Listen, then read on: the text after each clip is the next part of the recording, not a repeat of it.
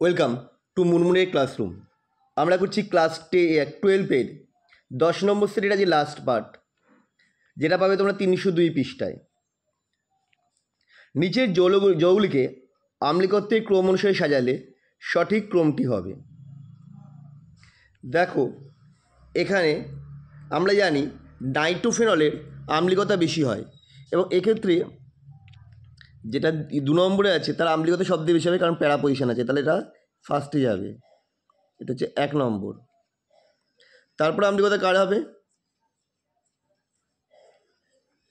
3 নম্বরেরটা, এটা যাবে 2-এ। তারপরে আম্লিকতা কার বেশি হবে? দেখো, 3 আর 4-এর মধ্যে 3-এর আম্লিকতা বেশি, কারণ OCH3 গ্রুপের লোন পেয়ার ইলেকট্রনের জন্য ওর আম্লিকতা কম হবে। তাহলে আমায় সাজাতে বলেছে কী অনুসারে? এখানে সব দেখা যাচ্ছে ছোটো থেকে বড়। ছোটো থেকে বড় যদি হয় তাহলে ফার্স্টেই হয়ে যাবে 4, তারপর হবে 3, তারপর হবে 4, 3 নয়, ভুল বললাম, 4, 1, তারপরে হবে 3, তারপর হবে 2, 4, 1, 3, 2। তারপর আমাদের হচ্ছে অপশান এ। চলে আসি আমরা পরের কোশ্চেনে। একটা ইথারের জো দিয়ে দিয়েছে, তাকে এই জায়ের সাথে সাধারণ উষ্ণতায় বিক্রিয়া ঘটলে কী তৈরি হবে? এক্ষেত্রে দেখো, অ্যালকোহল তৈরি হবে হচ্ছে ছোটোটা, মানে এক্ষেত্রে আমাদের অ্যালকোহল হয়ে যাচ্ছে মিথানল CH3OH, আর টার্সিয়ারিটা হয়ে যাচ্ছে হ্যালাইড, কারণ টার্সিয়ারি কার্বোক্যাটায়নটার সুস্থিরতা বেশি হবে, এটার জন্য সুস্থিত আছে।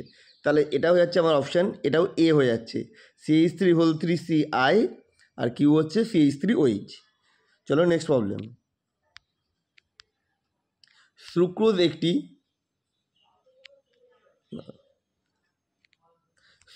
একটি কীরকম জাতীয় সুগার? সুক্রোজ একটি ডাইস্যাকারাইড অবিজারক সুগার। ডাইস্যাকারাইড অবিজারক মানে অপশান সি চলে আসছে। গ্লুকোজ এবং বিটা ডিফ্রুক্টোজ হচ্ছে, সেটা তো আমরা এখান থেকে পেয়ে গেলাম, অপশান সি। গ্লুকোজ সম্পর্কে ভুল বিবৃতিটি হলো,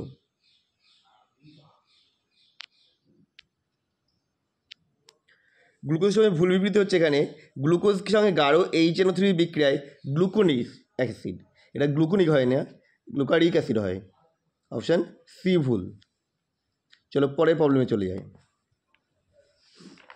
এটা যে বিবৃতি এ আর হচ্ছে মানে অ্যাসেন্ডিং এবং রিজিউনিং। হিস্টিডিন হলো একটি অত্যাবশ্যিক অ্যামিনো অ্যাসিড, এটা কিন্তু অবশ্যই সঠিক, কারণ এটি জীব দিয়ে সংশ্লিষ্ট হয় না, তাই খাদ্য উৎপাদনে এটা থাকা বাঞ্ছনীয় অবশ্যই।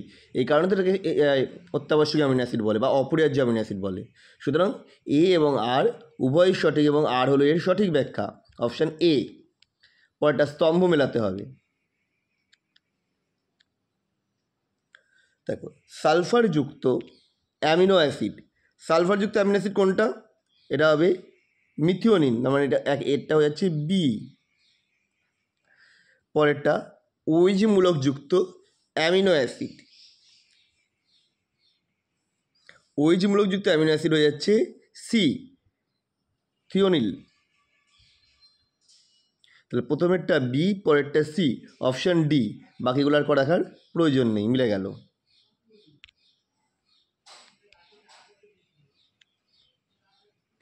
পরেরটা ডিএনএতে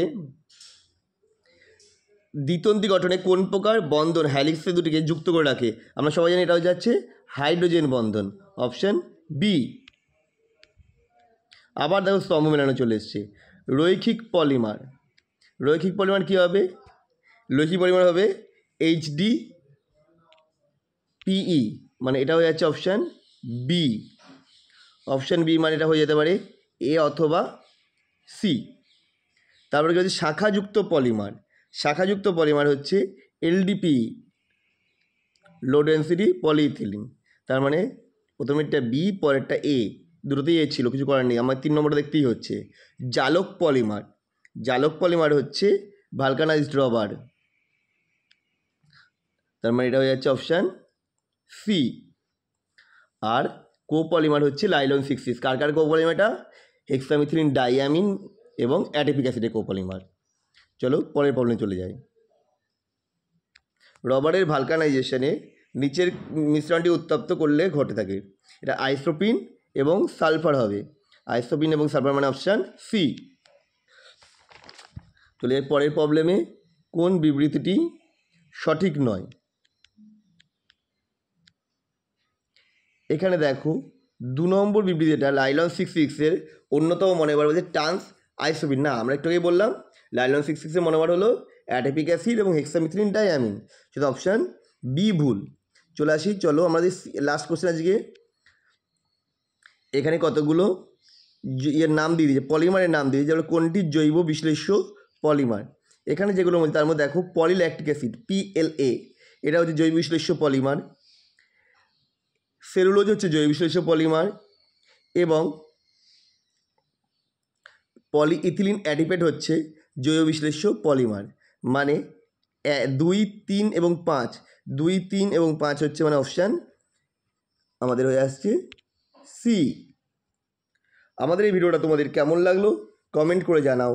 আবার দেখা হবে নেক্সট ভিডিওতে এই চ্যানেলেই। আর তোমাদের সামনে পরীক্ষা, খুব ভালো করে রেডি করো, ভালো করে পরীক্ষা দাও।